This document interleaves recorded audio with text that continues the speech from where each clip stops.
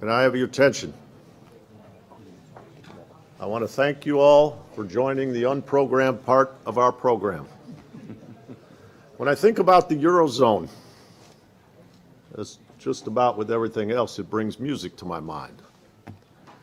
And I think about an Irishman, and he sings a song, and it begins with, "The more you see, the less you know, the more you find out as you go. But I think I know less now than I knew then."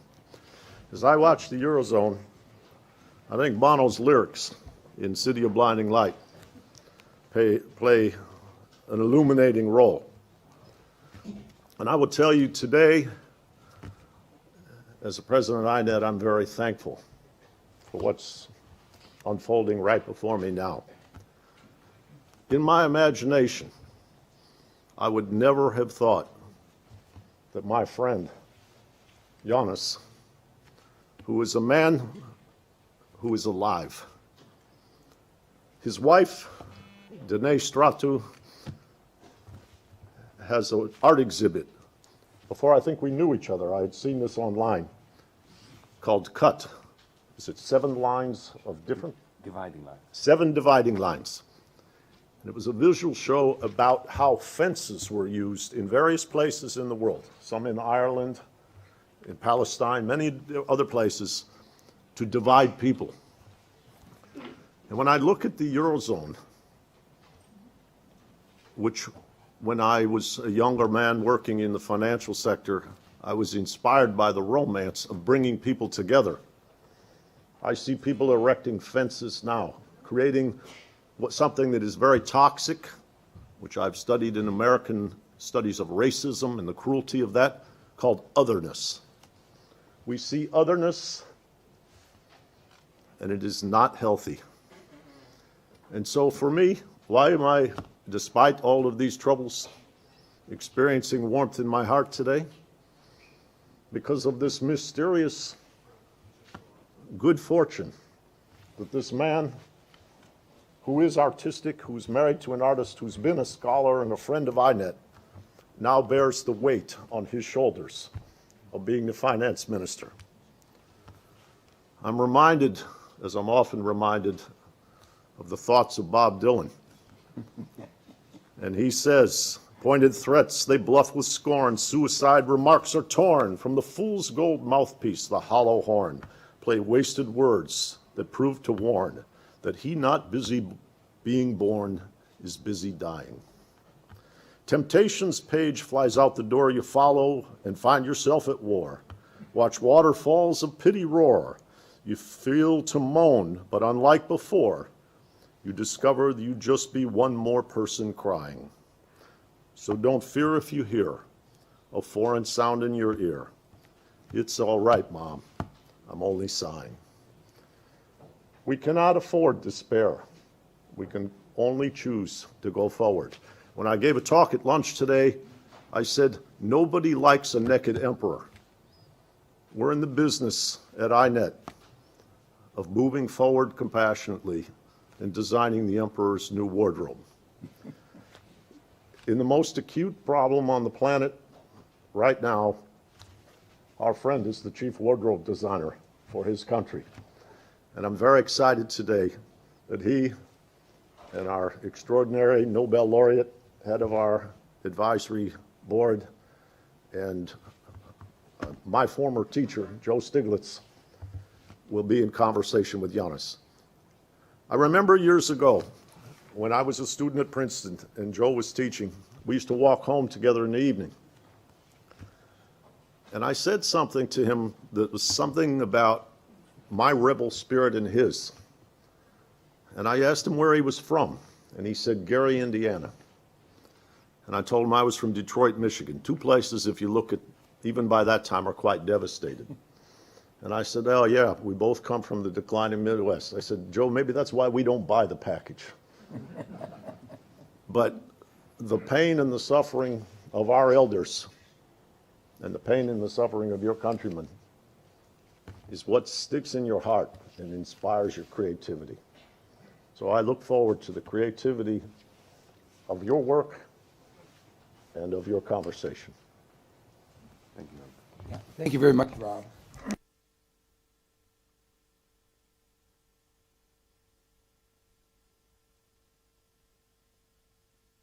Maybe that's a good place to begin. Yanis, this morning we had a session on Europe, and you mentioned that we had a moral duty to save Europe. That many of us think that it's absolutely imperative to avoid the third major catastrophe in Europe in the last just a little over 100 years.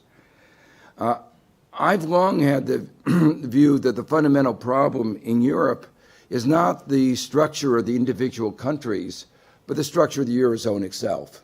It was basically flawed from the beginning. And that those flaws were, for instance, while they thought about what was necessary for convergence, they knew it wasn't an optimal currency area, they actually put in place a set of institutions which would promote divergence, that money would go from the weak countries to the strong, and increasing the divide between the weak and the strong. What is necessary, a whole new set of institutions like a real banking union done quickly, involving not just common supervision, but common deposit insurance and common resolution, some way of mutualizing debt, like Eurobonds, a whole set of new institutions which have been very slow coming. So I guess I want to begin the conversation by asking whether you share these views, and in particular, given the slowness of Europe in responding to the crisis that began in 2010, obviously this morning we talked about the enormous number of mistakes that were made.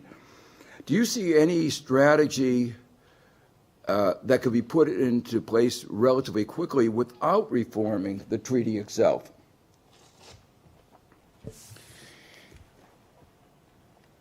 The simple answer is yes. But before I expand upon it, let me thank Rob and very briefly say, times are changing. And maybe this is our great hope. I think I'm speaking for Euclid and for my government as well, that the crisis that began in Greece in 2010, threatening the Eurozone with disintegration, the same country may be the beginning of a process of consolidation that will stop the evolution of dividing lines, bring to an end this very toxic and dangerous process of turning one proud European nation against the other, and giving rise to a new impetus for integration and unification. Turning to your question, Joe, there is no doubt that if we had a federal republic, if we had the United States of Europe, we would not be here discussing the Greek crisis, the Eurozone crisis, banking union, or anything of the sort. I think most Europeans would agree with this. And most Europeans would want to live in a United States of Europe. But as always, as we economists know, it's one thing to know which equilibrium you want to be at, and it's quite another to have a theory of convergence or a plan for convergence to that equilibrium. Unfortunately, the way that we designed the Eurozone was crying out for a crisis like this to happen. Some of the founding fathers of the Eurozone, and I'm here referring to François Mitterrand and Helmut Kohl, two pillars of the attempt to bring Europe closer together through monetary union, entertained the notion that they didn't have the political power to bring about the United States of Europe, but they had the power to create a monetary union, which was an old idea from the 1960s. I believe that Giscard d'Estaing actually took it to Bonn in 1964. This was the first time that it was officially aired. So the idea was you bring together nations within the European Union that have already a common market, you bring them monetarily together, and hope that when the inevitable crisis happens, their successors would make they would take the steps to completing the union politically and consolidate. Nicholas Calvert in 1971 warned us in an article in the New Statesman that the opposite would happen. His argument was that if you place the cart before the horse, if you bring monetary union ahead of political union, then the crisis of the economic union, of the monetary union, is going to lead to disintegration of the political union that we already had in Europe through the European Union. So the reason why I'm saying this now in the context of your question is that look at Europe over the last few years and ask yourselves, is the politics of Europe more amenable to bringing about the United States of Europe or less amenable? Unfortunately, if we are honest, the answer is the latter. That it's harder now to convince my constituency in Greece that we should move forward with handing over national sovereignty to a federal government. It's harder in Germany to do the same thing. It's harder perhaps in Spain to do the same thing. The crisis has not brought us together closer. And if we open up the conversation about treaty changes and creating a United States of Europe, we will fail. It will take far too long. The discussion is probably going to be divergent rather than convergent. And in any way, this crisis is going to outpace our moves towards federation. So the question then becomes, and that is how I take your question to guide our conversation, can we make changes within existing treaties? Can we redeploy existing institutions in a way that quells the crisis, simulates all the essential aspects of federation, and paves the ground for moving beyond the present crisis towards the United States of Europe? I think the answer is yes. And let me just very briefly give you 3 examples, or actually even 4 examples. This crisis has manifested itself in 4 different realms. One is public debt. The second one is banks, banking systems or sectors. And the third is investment. We have a serious underinvestment crisis, or a crisis of investment. And fourthly, in several parts of Europe, not all of them in Greece or in the periphery, we have an eruption of poverty, an eruption of underprivilege, of deprivation, and indeed in certain areas, and definitely in my country, a humanitarian crisis. So, can we simulate what a proper federation would have done to tackle these? I think yes. We have several institutions that could do the trick. Then let me give you an example with investment. Okay. Our member states cannot afford to embark upon the public investment that would be necessary in order to kickstart the economy, because of fiscal limits, because of the Maastricht rules, because of the Stability and Growth Pact, and so on and so forth. Nor could they, in reality, especially the ones that need to do it, because they have no central bank behind them, and the central bank doesn't have a federal state behind them to back them. So this is an interesting paradox, but nevertheless. So imagine the following scenario. Imagine that the European Investment Bank, which belongs to the European Union, were to be given its marching orders from ECOFIN, from a summit of our leaders, to embark upon a large-scale investment-led recovery program for Europe. How would it finance this? The European Investment Bank issues its own bonds, has been doing this for years now quite successfully. But it's operating on banking principles, which is a very good thing, and it's fairly conservative, which is a fairly good thing, and it's fearing that if it overexpands its funding, then its bond yields will start creeping up. But we have another pillar, the pillar called the European Central Bank, which has already decided to embark upon a major quantitative easing exercise. Well, one of the operating problems that the ECB has is to choose what instrument to purchase. Unlike the United States, there is no EU treasury bill to purchase. But what if the ECB were standing by in the secondary markets, ready to buy the EIB bonds, which are Eurobonds? They're bonds issued on behalf of all Europeans. And what if this funding is to be channeled into the private sector of the European Union in a way that simulates a new deal for Europe. So that's one example of how you can redeploy existing institutions, the ECB and the EIB, in order to do that which Europe really needs to do, to kickstart the economy by creating an investment-led recovery program that is financed through what? The public sector. Sorry, the private sector. Essentially, what you do is you mobilize idle savings which are destroying, which are really punishing German financial institutions, which now don't know what to invest in. You know, you have QE, which is purchasing so many bonds that there is a shortage of bonds in the financial sector of Germany. That's creating problems in Germany. We're not asking for the German taxpayer to fund an investment program in the periphery. We're asking for a smart manner in which the existing institutions can mobilize private idle savings, turning them into investments in the private sector that can then create the incomes that would then extinguish the private and public losses and debts. So that's just one example. I could give you examples for the public debt, for the humanitarian crisis and so on, how we could use existing institutions, but that would take too long. So that's just an example. I think that's a great idea, and I think that's a great idea, and it's very much along some of the ideas that I've been pushing for a long time.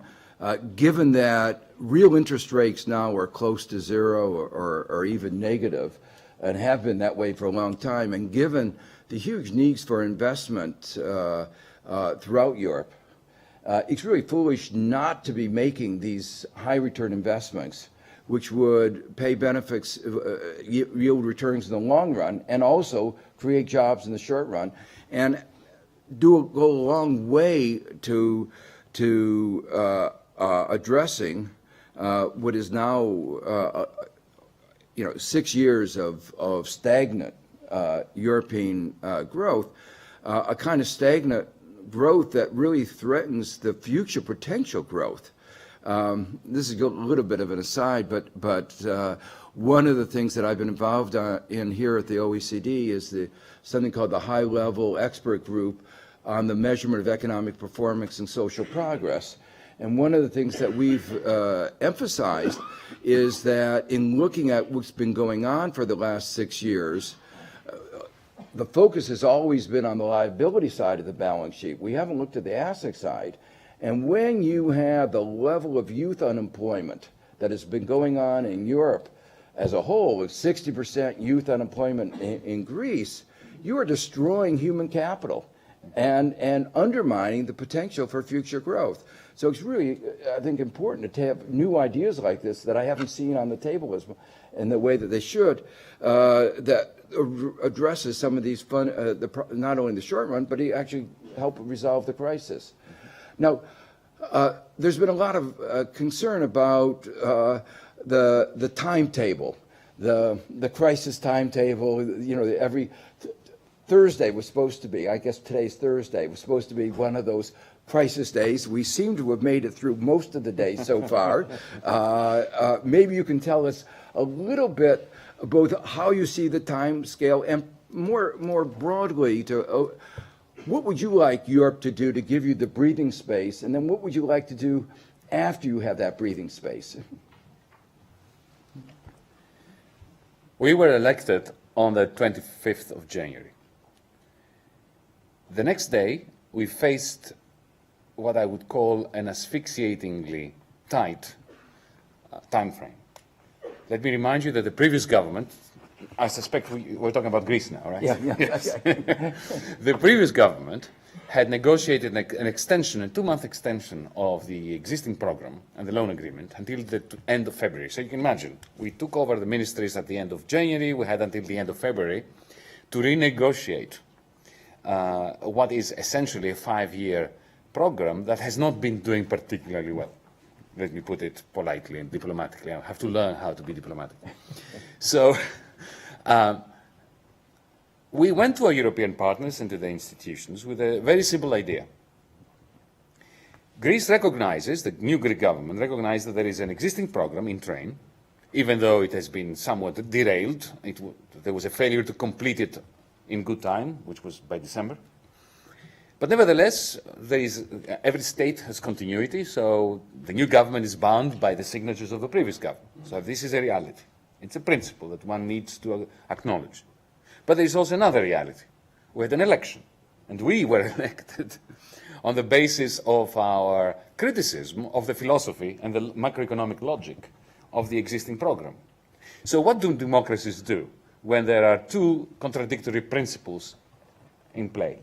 They find a way of finding some compromise between them. This is the whole point about democracy. So we went to our partners and said, can we find some common ground?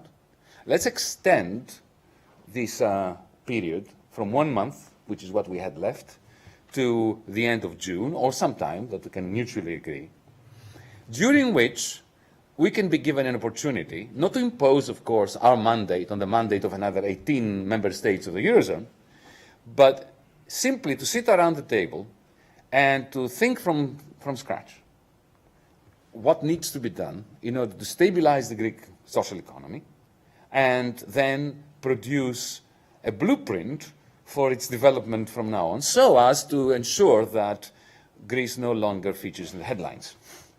Because I understand that many of our colleagues have had enough of discussing the Greek crisis, but I can assure them and you that we've had even more than enough of it. So this is what we came to them. Now, what is our basic idea? Our basic idea is twofold. Firstly, the Greek social economy needs to be restructured very, very deeply. It needs to be reformed. The fact that after 5 years of the most brutal fiscal consolidation in peacetime, we have flat export growth should signal to all of us, independently of our politics and independently of our macroeconomics, that there was something wrong in the program that was being introduced. So clearly, there is need for reform.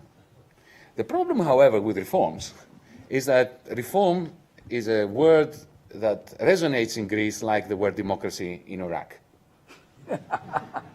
Just like democracy is a fine principle and reform is a fine principle, you speak the word democracy in Iraq, people run for cover. Okay? Similarly, in Greece, reform is a dirty word. Why? Why is it a dirty word?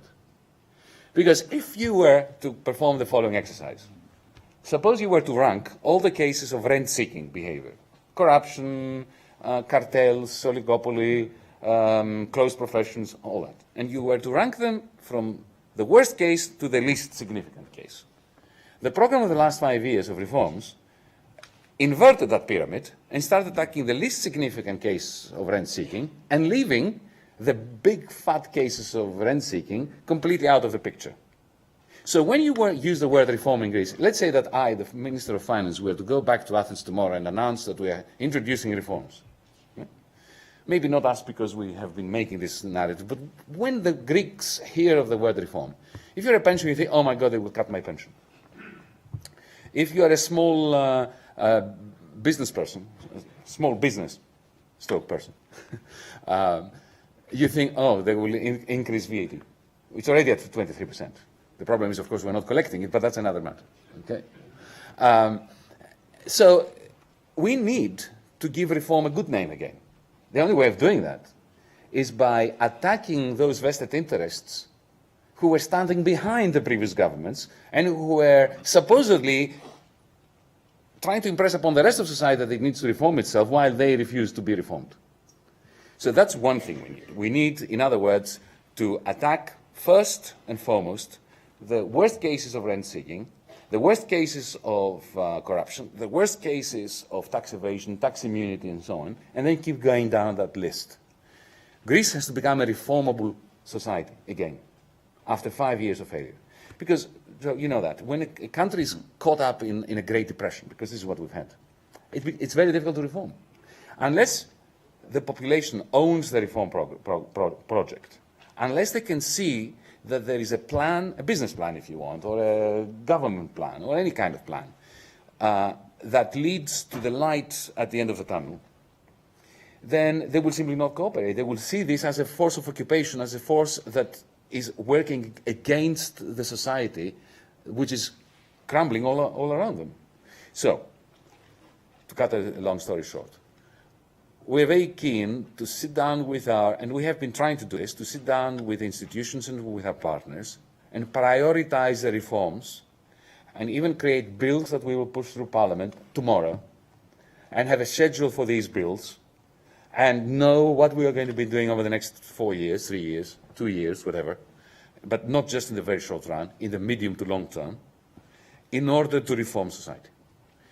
At the very same time, we need to have a fiscal plan that makes sense. At the moment, Greece is committed to 4.5% primary surpluses for the foreseeable future, when the country has no serious credit circuits operating, and when we are caught in this depression. 4.5 primary surplus means, in the mind of investors, of business people, pensioners, continued austerity, which is self-defeating because debt rises as a result of the collapse of GDP. There was this rumor, by the way, in the second part of 2014, that Greece was on the way to recovery, that it had turned the corner. It was only a rumor, I'm afraid. I wish it were the truth. It is true that real GDP picked up. But do you know why that happened? It only happened because nominal GDP continued falling, but not as fast as average prices, which is my definition of a Great Depression. At the same time, investment was moribund and has been now for 7 years. So we need to sit down with our partners. Besides the list of reforms, we need to discuss 3 important variables. One is appropriate primary surpluses, appropriate to the circumstances. We need an investment package that will kickstart investment and crowd in private investment. This could happen in the context of what we discussed earlier with the EIB, for instance, issuing a particular set of bonds for the purposes of funding the Greek private sector. The private sector, and not all of it, but the productive, profitable sector. Do you realize now that there are, I'm sure you know it, but many people don't, that there are profitable companies in Greece, export-oriented, with a full order book, who can't find credit, and therefore they cannot meet demand for their products? Now that needs to be addressed if we're going to grow out of our troubles. So we need primary surplus, an investment package, and a serious discussion about our public debt and its structure. I'm not recommending haircuts. I'm recommending smart ways of rationalizing both the stock and the flow of Greek debt, so as to, in the end, return to our creditors more value than they are going to get now under the current regime. So these are the, if you want, 2 different layers of the Greek government. Now, to get there, to get to this agreement, we had to have this conversation with our partners. And the only way I know that you can impress upon the other side of a negotiating process that you mean business, that you want to change the conversation, is by saying, folks, we are not going to sign on the dotted line of anything you give us just to get the next loan tranche. We're not interested in just the next loan tranche. The past 5 years has been characterized by Greek governments of promising anything just to get the next loan tranche. So some, even people in here, have asked me, what have you gained except an extension of the loan agreement? Well, what we've gained is some space during which to have the serious conversation that we haven't had as a government, as a state, for the last 5 years. Yeah, you've raised a number of issues that I hope get into the more public dialogue. The fact that Greece is in a deep depression. People haven't been using it. It's not just Greece, Spain. When you have GDP today per capita lower than it was in 2007 before the crisis, when you have 25% unemployment rates, people in Spain talk about the recovery in Spain. The unemployment's gone down to 24 or 23.8%. I don't call that a recovery. You emphasize that there's a need for reform in the reform. The word reform is sort of ambiguous term, and many of the reforms have actually been counterproductive.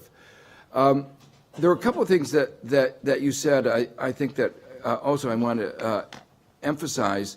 and that really came back to what I said on some of my introductory comments, that if you look at the provision of finance to the private sector, especially for SMEs, and countries like Greece are all about small and medium-sized enterprises, it's really down. And that's because of the structure of the Eurozone. That's because of this divergent process that I described before of the single market, where money moves out of the countries that are weak into countries that are strong. And behind any banking system is the government. You know, money in the middle of the crisis of 2008 went to the United States when our banks had proven that they didn't know how to manage risk. Why was it coming to the United States? Because Uncle Sam had written a $700 billion check and said, by the way, if you need a couple more trillion, there's money here. But unfortunately, Greece isn't in the position, and money is leaving the weak economies like Greece. And it's the same thing going on in Spain, and causing private sector contraction that's actually exacerbating the austerity. So it's not just the public austerity, it's the two of these together. And that's why the forecast, if you look at the forecast of the ECB about what was going to happen with the reforms, you see how off they've been year after year after year. You know, any student who turned in year after year after year projections that were that bad, I'm afraid would be fired. Or, I mean, we don't fire our students, but they would they fail him. We would fail them. But when you look at the ECB and you look at the Troika and their forecast, you got to say something is wrong with their models. And that goes also to something is wrong with their reform program. Now, one of the things that you mentioned is that they had imposed a 4.5% primary surplus. No country's ever had that kind of a primary surplus for the length of time that was dictated. How did the Greek government, the previous Greek government, sign a program like that? And how could the ECB and the Troika propose a program like that? And one more question. Are they serious about doing that? Have they changed their mind now? I think you need to ask the previous Greek government, as well as the Troika that imposed it. But no, I will answer the question. I'm not going to avoid it. I think it's the politics of denial. The Eurozone has not, to date, publicly, officially, accepted the proposition that its design was not capable of sustaining the shockwaves of the great financial collapse of 2008. So the Greek case is a very good case in point of how an insolvency issue was dealt with as if it was an illiquidity issue, and there was an attempt to simply cover it up, to buy time. Maybe we can understand this. But 5 years later, I think it's now imperative that the structural problems of the Eurozone, the fact, for instance, that you have, instead of having a loosening up, you have an enhancement of the reliance of banks on states, and states that don't have a central bank behind them in order to bail out the banks, and vice versa, of the state relying on the banks for financing. That nexus, which has proven so toxic in the case of the Eurozone, was meant to have been lessened after Mario Monti's very important intervention in June of 2012 in that summit, that famous summit. What followed? We had a banking union. And yet, this banking union was observed was confirmed in the breach, not in the observance, in the sense that as we speak now, the SSM is instructing banks in various jurisdictions to avoid purchasing paper issued by the state because it might contain too much risk for the bank, when it is quite clear that if the bank doesn't do that, then the state is going to face risks. And then if the state faces risks, because the bank depends on that state, the banks are going to fall.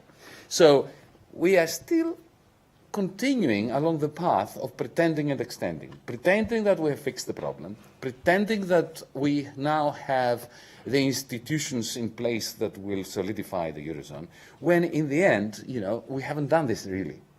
So it is absolutely important to do this. And of course, Greece being the flimsiest part of the edifice, we have absolutely no alternative than to speak these words and to ring these bells of caution. On the broader question that you're raising about the relation between states and banks, you refer to the United States. Now, of course, the United States, seen from our perspective, is a different universe. Because at least the checks that were written out were backed by the Fed. We don't have an ECB that can do that, even if it wants to. We don't have central banks, national central banks, that can do this.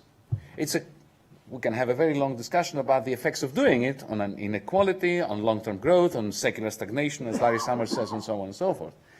But at least you don't have a problem of potential insolvency in the United States as a result of the way in which banks have been bailed out. And finally, I am impressed by the nature of the conversation in Europe over the last year, 2 years, 3 years, in the sense that the crisis seems to me to have taken such a turn that the standard distinction between left and right has been blurred. Because now, let's take, for instance, the British Conservative Party policies in the United Kingdom. Right? I can have a conversation with George Osborne and differences on the efficiency and wisdom of expansionary contraction. Right? But what we're facing in the Eurozone, at least in the periphery, is contractionary contraction. And there can be no argument that contractionary contraction is going to lead to growth and to lead to debt sustainability and lead our country to a situation where we can repay our debts. So, in other words, now we are in a realm in which we have, on the one hand, those both of the left and on the right who are willing to look at the problem afresh and in the light of reason and data. And then there is institutional inertia, which is driven, it's feeding on itself, and which is refusing to come to terms with reality. You may have heard that some of us, especially of this government, have been accused of speaking macroeconomics in Eurogroup meetings. That, I think, is quite telling on its own. Yeah. And in fact, just to highlight, there's been a lot of focus in Europe about Greece, but in fact, if you look about the Eurozone as a whole, its growth path relative to where it would have been, going from 1980 through 2008, and you extend that, and you look where it is, that gap is about 17%. The loss because of this mismanagement is now in the trillions of dollars. And the gap, what's so interesting, is getting bigger and bigger. So the policies not only aren't working to eliminate the gap is actually getting worse. So you mentioned macroeconomics. Let me raise a broader macroeconomic question that goes beyond Greece, but certainly Greece is part of it. Part of the problem in the Eurozone is that one part of the Eurozone had surpluses, and the other part of the Eurozone had deficits, and there had to be a mechanism of recycling those surpluses, the deficits. The way that the Eurozone has addressed this, to some extent, is been forced the deficit countries to eliminate their current account deficits, not by increasing exports. It's basically by starving them so their imports go down. So the adjustment has been on the import side, not on the export side, as you mentioned in the case of Greece. But then you look at the Eurozone as a whole, and the Eurozone as a whole now is contributing enormously to global imbalances. the largest imbalances that we've had. You know, before the crisis, we talked about, U.S. bashed China about the size of its imbalances. Now Europe is far worse than China. Now, do you want to discuss this kind of passing the buck and try to beggar thy neighbor policy that Europe is engaged in? Now, this is, of course, a central point to the whole design of the Eurozone and to the way that it has responded to the shocks of 2008. Prior to 2008, in the first 10 years of monetary union, because in reality it began in 1998, not in 2000. The current account imbalances grew, but they did not result in balance of payments problems within Europe, only because that we had essentially vendor-financed purchases. So the surpluses that are accumulating in the banks of the surplus countries were recycled through commercial banks to the periphery. If you had a symmetric union, that wouldn't be a problem. If you had perfect competition everywhere, as we say in economics, it wouldn't be a problem. Because those capital inflows would stimulate investment, then there would be an increase in competitiveness and so on. But of course, when you had such a tsunami of capital flowing into Ireland, into Greece, into Portugal, into parts of Spain, and so on and so forth, what tends to transpire is asset bubbles. And then those asset bubbles create a semblance of growth, because people start feeling richer, they get credit cards, they buy more Mercedes-Benzes, they import more from China, import-export companies, which are really import companies, grow, salaries go up, and you end up with Greece having a much higher growth rate than Germany. That was the situation prior to 2008. And Ireland and Portugal, not Portugal so much, but Spain, certainly. Some countries try to do the right thing, like Spain, which is to pay down debt. But then at the same time, the private sector debt ballooned. Whereas in other countries like mine, it was the public sector debt that ballooned and private sector debt remained very low. But nevertheless, when Wall Street has its spasm, as it tends to now and then, well, in 2008 we had our generation's 1929, right? Yeah. And then suddenly the credit crunch hits, and when it hits, the bubbles burst, and then the burden of adjustment falls on the deficit countries. Now, so what did we do in Europe to compensate for that? We pretended that these bubbles could be refloated when they couldn't, and essentially extended loans from the surplus countries to the and from some of the deficit countries to other deficit countries, which was pretty remarkable and pretty uncouth.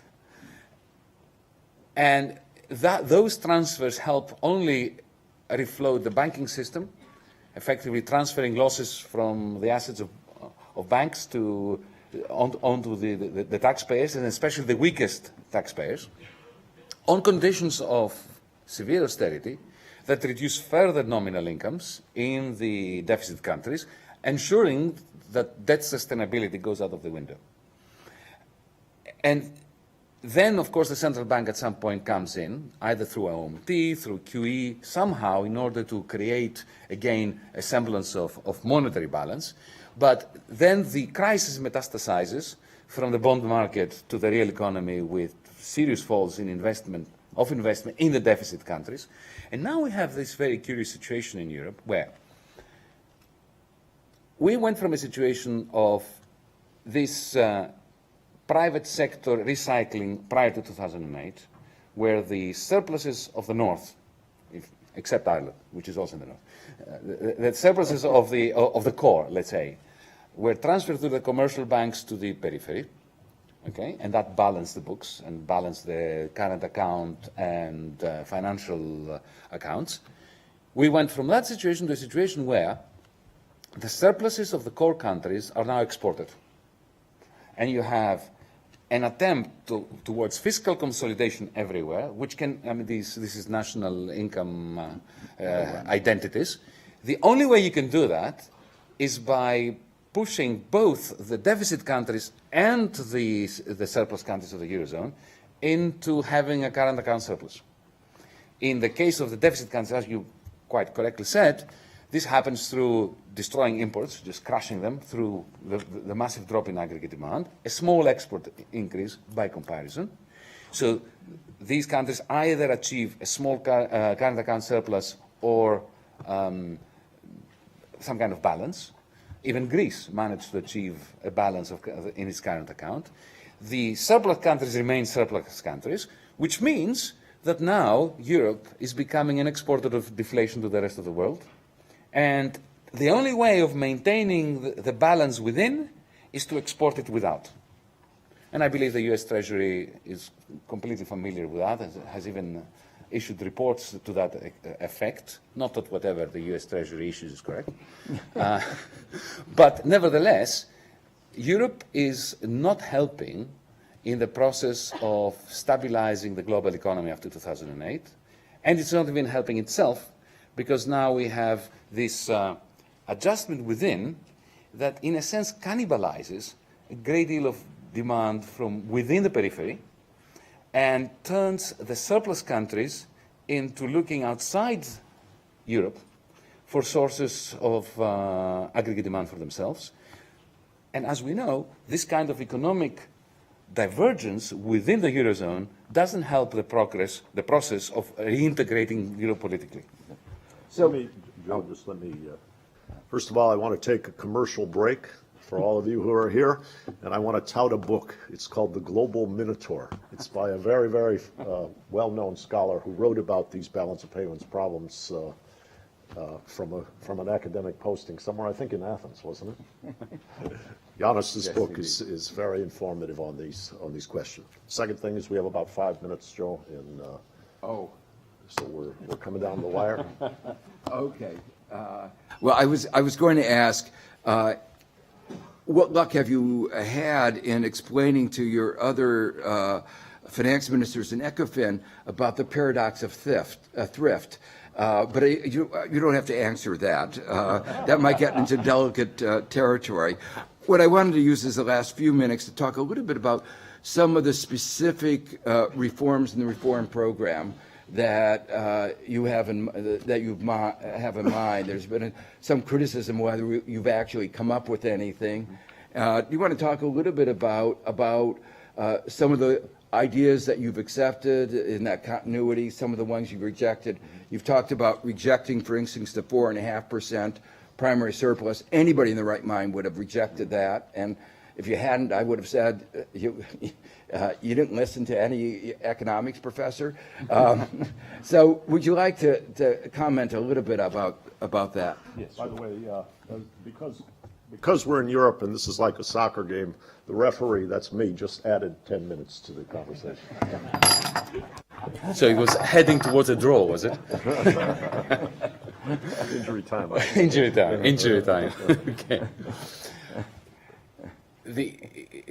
By the way, let me make it clear that this government is absolutely committed never to slip into a primary deficit again, because that would simply magnify the indignity of the Greek people. And we've had enough of needing to borrow within a monetary union in order to sustain our state. But it's one thing to say we should have a primary surplus. It's quite another to say that we should have a 4.5% primary surplus that will crush the private sector. That's the essence of it.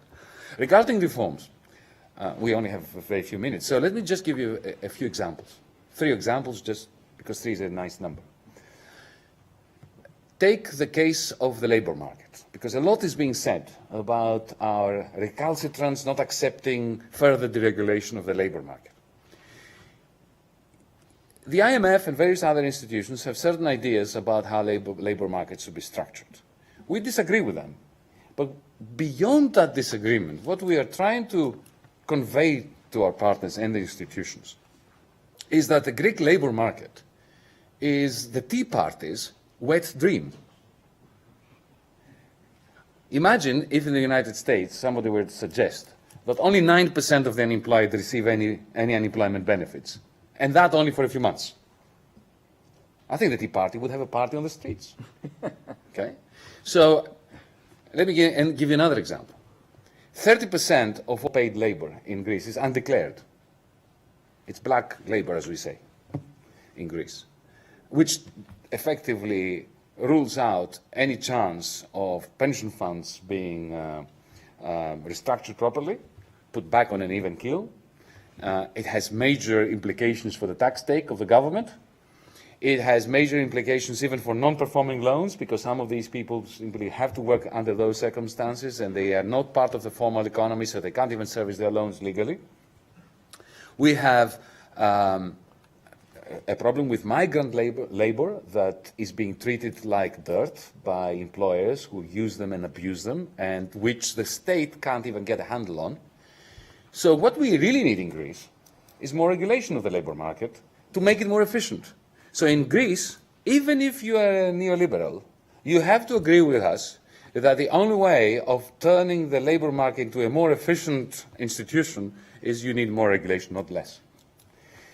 Collective bargaining, if it's done smartly, is a good way of creating more efficiency. Now, you don't have to be a left-winger to agree with me. If you care about competition, then you should care about this situation, because employers who are doing things by the book are left with a competitive disadvantage vis-à-vis others, competitors who employ undeclared labor. So these are this is why we are demanding a reform program for the labor market, which is tailor-made to the conditions of the Greek labor market, which has been completely destroyed by the last 5 years of this great depression. And I hope the reforms will be consistent with ILO basic standards rather than undermining those standards.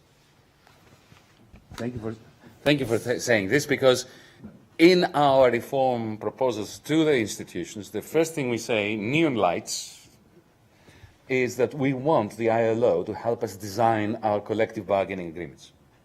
In the same way that we say that we want the OECD, and we have started and we have embarked upon a collaborative project with the OECD under the auspices of Angel Gouria to help us with all the reforms that we are proposing to the institutions, and particularly their implementation and monitoring. So that's one example. Let me give another example. Privatizations, which, for a left-wing government is another deadly word, supposedly. If you look, however, at what we are proposing, what we're saying is that the Greek state doesn't have the capacity to develop public assets. We're, too impecunious to do it. Take railways, ports, airports, a variety of public assets. Now, what has the previous government been doing in association with the Troika? Fire sales. They were taking public enterprises, selling them to the highest bidder, usually one bidder, or maybe two. The second was usually fictitious, okay, for a pittance, because you can imagine what kind of asset prices we're talking about during a Great Depression. They would take that pittance and put it into the bottomless barrel of the unsustainable public debt. There would be no commitment on behalf of the bidders, of the privateers, towards developing the assets. What are we saying? We're saying that we recognize that these assets cannot be left to the state to manage. We want private-public joint ventures. We will give management, even the majority of equity, to the privateer. But we want two things, or actually three things. Firstly, we want to ensure that there is a minimum investment commitment on behalf of the bidder, so as to have developmental medium to long-term effects. Secondly, we want to retain a stake for the state, so as to have an income stream with which to finance the pension funds that have been depleted through the crisis, through the PSI that attacked viciously their capitalization basis and so on. Thirdly, we want decent working conditions for the workers who will work there. So we are restarting the privatization process as a program for making rational use and developmental use of existing public assets. Thirdly, let me give you a very important example of a reform that we need to effect very quickly, and which we're trying to convince our partners and institutions that can't wait. Non-performing loans.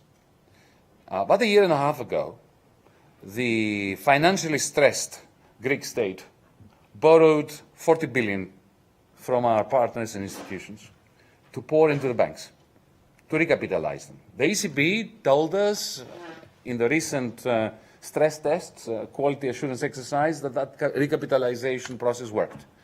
We're very happy with that. However, between 35 and 40% of loans, remaining loans on the asset books of those banks, of our banks, are non-performing.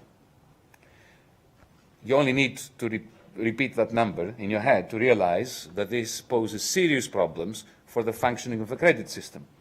And the more you let this situation fester, the more it eats into the capitalization of the banks that the Greek taxpayer has shouldered under very difficult circumstances. Our proposal is for the remaining buffer in the HFSF, the Hellenic Financial Stability Facility, which is about 10 billion, part of it to be used in order to create a bad bank, a capital asset management facility, to cleanse the non-performing loans in order to kickstart credit issuance and to stop this process of diminution of the capitalization base of the banks. So these are just some examples. I could go on forever because we have a very long list of reforms that we want, but we're very keen to begin implementing them yesterday. The problem with the current negotiations is that everything is on hold until these negotiations are finished. It is our considered opinion that that shouldn't have been the case, that we could start implementing reforms, and we are keen to do this while the negotiations take place, reforms that we can all agree on. Begin with the low-hanging fruit, and then move on to the higher-hanging fruit. So is there opposition to the idea on the non-performing loans? I'm not sure. There is some opposition. Obviously, some of the people who have non-performing loans don't want to have the loans foreclosed on. The opposition doesn't come from within Greece. What we have is a negotiation process that is dragging out longer than we want. And we don't mind having a full review of the Greek economy by the IMF, by the Commission, by the ECB, by whoever wants to have a look at our finances, because we believe in transparency and we believe in dialogue. And if there are good ideas about what we should do, we want to hear them. And we want to negotiate a long-term plan for developing Greece and ending this debt deflationary cycle. But in the meantime, our view has always been that we could operate at two levels. We could have this review, while at the very same time, we could begin implementing immediately, legislating through Parliament, reforms that are commonly agreed. And I know that there is common ground between us and the institutions and our partners that could lead to these bills to be implemented immediately. I am hopeful and I trust that we are going to begin doing this very soon. It is the only way we can restart this process in a way that is to the advantage of everyone. Well, I think, thank you very much. I think this has been actually a spectacular discussion. I had an opportunity to talk to finance ministers of many countries, and I think there aren't many who come as prepared and as economic, shall I say, literate. It's beyond literacy. It's economic mastery that you've shown, and I do hope that your negotiating partners listen to some of your good economics, bringing in maybe into the ECOFIN actually some macroeconomics, as dangerous as that might be, maybe the idea that contractions are contractionary will come to be understood, and that you were mentioning 43% of the loans were non-performing. When you have a depression as bad as your depression, of course you're going to have a lot of non-performing loans. And this is there was a famous book, so many of you know, that talked about This Time Is Different, and talking about financial crises being deep and long, but the fact is that you get a financial crisis when you have an economic crisis that is deep and long. So a deep and long economic crisis causes a deep and long financial crisis, which exacerbates and amplifies those crises.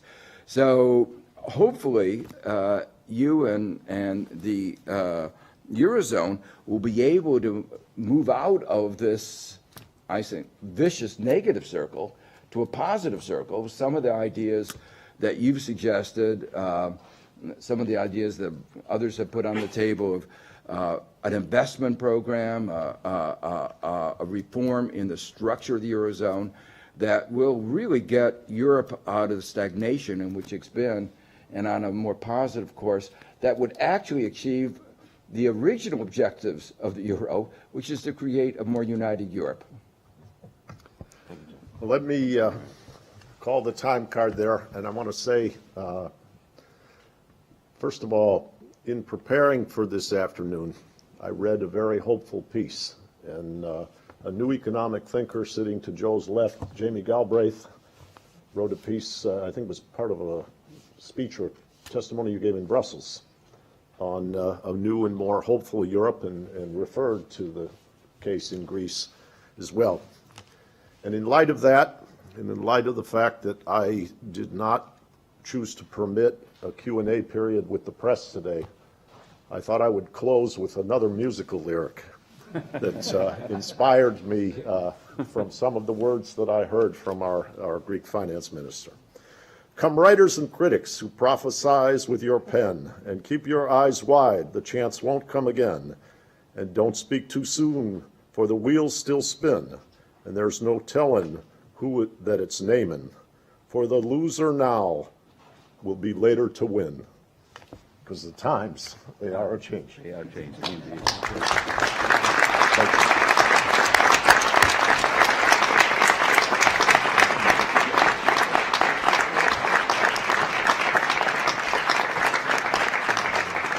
Last note, while we did not have a Q&A, the whole session, which is recorded, is on the record, and Minister Varoufakis has kindly agreed, along with Professor Stiglitz, that anything that was said today is fair game. It is. Thank you.